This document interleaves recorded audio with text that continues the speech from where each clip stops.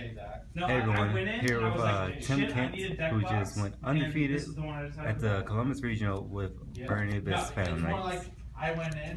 He's going to talk to us and describe his rounds and his deck choices. Alright, let's get at it. So I played 3 Terra Top and 1 Techie Tom Ward. Terra Top means auto top, and 1 tour guide. Standard. For the Phantom Knight engine, I played 3 boots, 2 cloak, and 1 gloves. In playtesting, I really wanted to play a second one of this, and I was playing for a second one of this for like a week and a half, and I just drew it more than I wanted to, so I cut it back down because you never want to open these. You just want to open this and draw into these when you already have this, or send them off Beatrice. So that's the ratios I played. That's it for the Phantom Knights, and for the Burning Abyss cards, I played 3 Scum, standard. I went down to 2 Farfa instead of 3, because now that you only have 1 Beatrice, it's just not as good to draw. And I bumped Libic to 2, because with 1 Seer, playing like control with Libic by adding cards off Dante just is much better in my opinion. And then for the one of Burning Abyss monsters, I played Alec, Barbar, Calcab, Seer, and Graf. And for the last of the monsters, I played 2 Maxi in the main. How was Maxi for the event? So apparently I was a god at this event, because every opening hand I opened Maxi when I made Beatrice, so Maxi plus Beatrice is hard for any deck to deal with. Yeah. That's it for the monsters. I played 25 monsters. For the spell cards, I played 3 Allure, because this card's absurd. Why they put it at 3 while this deck's still playable, I have no idea. This card just made so many of my hands insane. Like the number of times that I opened a Beatrice play with an extra Burning Abyss monster was insane. Like, I played this so many times and drew into Terra Top plus a back row, and like the game just went downhill from there for my opponents. I played 2 Twin Twister instead of 3. The reason I did that was because in playtesting, a lot of people that I playtested against were playing Blue Eyes, because I thought that was going to be the most popular deck, and this card sucks against Blue Eyes. So I moved it down to 2. I wanted to put the 3rd one back in because I didn't want to have to waste a side deck slot on the 3rd one, and I didn't want to lose the back row, but then I realized this deck doesn't lose the back row, so I just played 2 and that was fine. Did you ever wish you had a 3rd for the event? No, the 3rd never came up, so it was okay. And then for the one-off spells, I played Foolish, Rhoda, and Upstart. Pretty standard. Yeah, fairly standard. And then for the trap cards, I played 7. I played 3 Fogblade, 3 Strike, and 1 Warning. In playtesting, the 3rd Strike and Upstart were Radiant, because I didn't want to lose to Spirit or Kieran at the event, and I thought those decks would be fairly popular. And Radiant is dark target, so with 3 Allure, it seemed insane. But I put the 3rd Strike in and the Upstart at like 4:30, like the day before the event, and I just drew this card so much more when I had it. I opened this card so many times, and it was just ridiculous. And so it's a 40 card deck, right? Yeah, 40 cards. Why didn't you? Because I saw some BA decks are playing Pod Desires, and why did you play that? Also, not many anti-spell. So as far as playing Desires, I'm just not a fan of that card. I think that the chances are, like, I think many people just think +1 means you win the game, but like if you banish your entire engine, I just don't think it's worth playing. So like, I'm just very paranoid when it comes to losing Seer, because I feel like, because I haven't played this deck that long, so if I lose Seer, I feel like I lose the game. So I opted to not play Desires. I also can't afford that card, so there's that. So, and as far as not maining anti-spell goes, I didn't feel like if I won the dice roll, I definitely didn't. I felt like I didn't need anti-spell anyway, and unless you win the dice roll, anti-spell is not necessary. Like opening trap cards plus Beatrice And if you have Max C to back it up, then it just seems like I don't understand why you would need anti-spell. Like, I guess it just blows your opponent out, but I'd rather have a more consistent deck. Because if they out it, then oh well, it didn't matter anyway. Okay. So for the extra deck, I played 3 Dante, obviously, because Konami doesn't know how to hit this deck correctly, and they leave Dante at 3. I played 1 Beatrice, because my lady went down to 1. Since Beatrice was put down to 1, I had room for the second Levier and second Breaksword. The second Breaksword never came up. It came up while playtesting a few times, but it never came up in the tournament. And Levier, the second one, came up all the time. So I played the deck like for a week with 3 Beatrice, and you'd want a second Levier sometimes, but it just never came up. But now that you're actually allowed to play 2 Levier, this card just comes up so often. Like, I've had plays where I Levier, bring back a guy, and I have a Checky Tomborg in hand, so I special that, and then I make another Levier to bring back another guy, and like that was a free F0. Like, my round 4 was against a Chaos Max player, and I made double Levier to make an F0, and because of the guy that I brought off Levier, that plus my tour guide plus the Libic I brought out off that, and then when I detached Libic, I brought another guy out, and I just took his Chaos Max and killed him with F0. So second Levier just makes plays just so much better. I played Nightmare Shark because I didn't want to not play it, because I felt like I would need it if I didn't play it. It never came up, so fuck me, I guess. I wish I would have played Virgil over it, because Virgil came up a few times and this never came up, but whatever. I played Grand Pulse because Metalfoes are really annoying, and I don't want to lose the trap cards. So, and I actually went into this card like at least one game every round, because I'm only maining 2 Twin Twister, and I don't want to lose the back row, so I just get rid of all their back row with that card.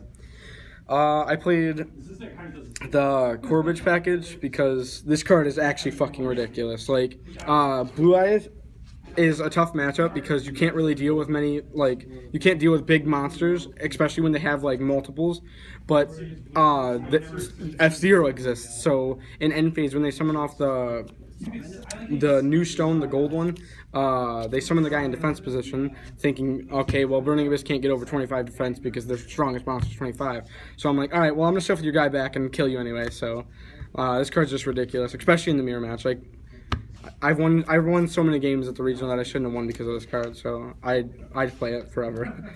1 Dark Rebellion for the Break Sword.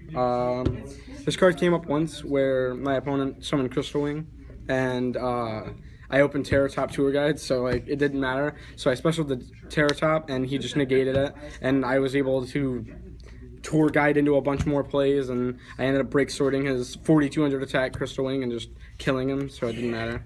F0. This card is ridiculous. The fact that it doesn't target is absurd, and I played against a Chaos Max player who game 1 summoned Chaos Max with no back row, so I took it and killed him with it. Game 2 he summoned double Chaos Max with no back row, so I took one of them and made them crash and then killed them, so it just didn't matter. This card's absurd. And then the 1 Beatrice target I played was Purple Dante. I only ever summoned him once, and it was also against the Chaos Max dude, which was game 2. I summoned this because he attacked over Beatrice, and he had 1 card in hand, and then his second Chaos Max killed this, and the card that I took out of his hand because of his effect was Max C, so he missed out on knowing what this card did. So I took Max C out of his hand and killed him next turn because I special summoned like 20 times, so he just threw the game away. That's it for the extra deck, and then for the side deck I played Double Vanity's Fiend. The entire week before the event, I didn't want to play this card because in the locals I played, every time I drew this guy, I lost because it wasn't something else. And I didn't feel like it was necessary to play because like my deck does so much, and like the only deck that can really compete against it is like Blue Eyes. But like in playtesting the day before the tournament, Gabe El Ali and Jabran El Ali told me that this card is ridiculous, and it wins you games that it shouldn't win you, like that you shouldn't win. Yeah, it's a blowout card. It's just a blowout. Like against, I played against Dark Synchro round 7, And I was in an absolute terrible position. Like, I had 0 monsters on field. I had 2 cards in hand that didn't do anything. I had strike if he synchroed, so I guess that was cool. But he didn't have tuners. He was just poking me like with Shadal Dragon, Levier, Doppel Warrior, stuff like that, and I just couldn't get over it. And then I drew this card for turn, and I had Fog Blade plus Cloak in graveyard, and I just summoned this guy, and he couldn't do anything. So I won the game. I played 3 cherries because if I play the mirror match, I don't want to lose this card. I never sided it in. I got my 1 mirror match that I played to agree to side it out because this card's just like that card's dumb, but like it has to exist because like no matter what format you play, it's good. It's good at least 1 deck. So I played that.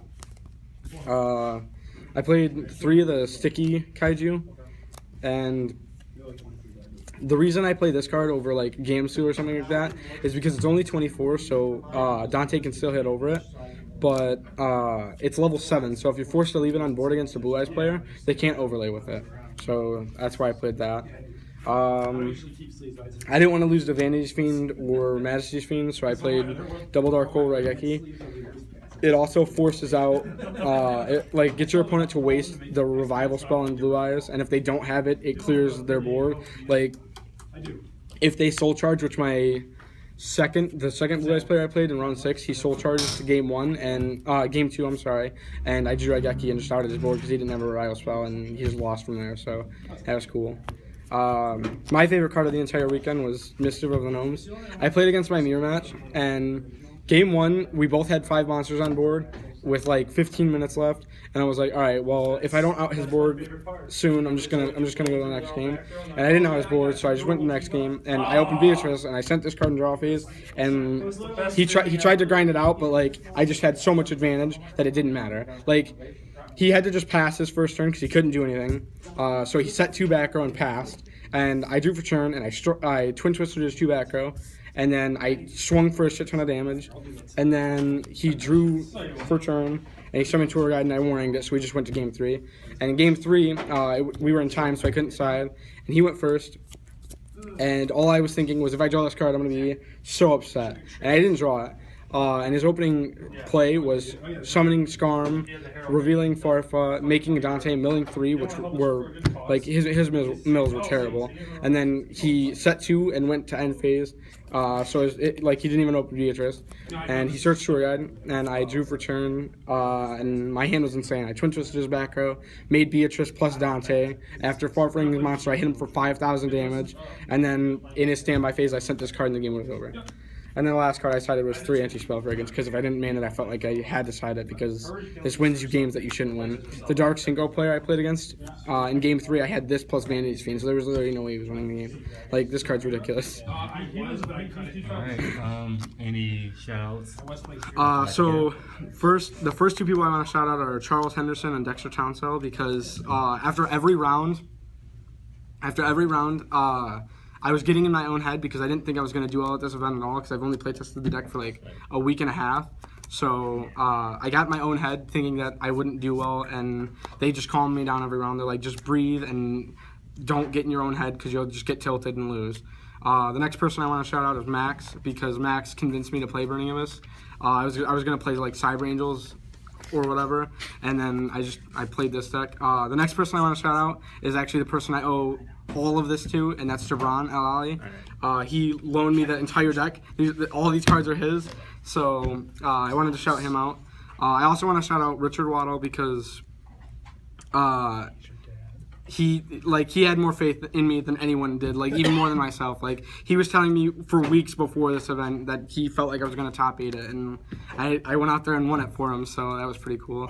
And the last person I want to shout out is Jeff Jones, because I was playtesting him the entire 2 weeks before the event, and he was just destroying me, so that was cool. And then shout out to the rest of the Voltage people that I didn't name, because the Voltage is the best playtesting community there is, so that's cool. You didn't fucking do anything for him. Yeah, you didn't do shit. Alright, thanks everyone for tuning in. I told him Mind Crush was bad. He was citing that shitty card. I beat you with that shitty card. But it was still bad. Yeah. I could beat you with Sparks and it would still be a bad card. I was his only loss in 14 matches, so fuck off. You were playing Mermails and you had See you double guys. cherries.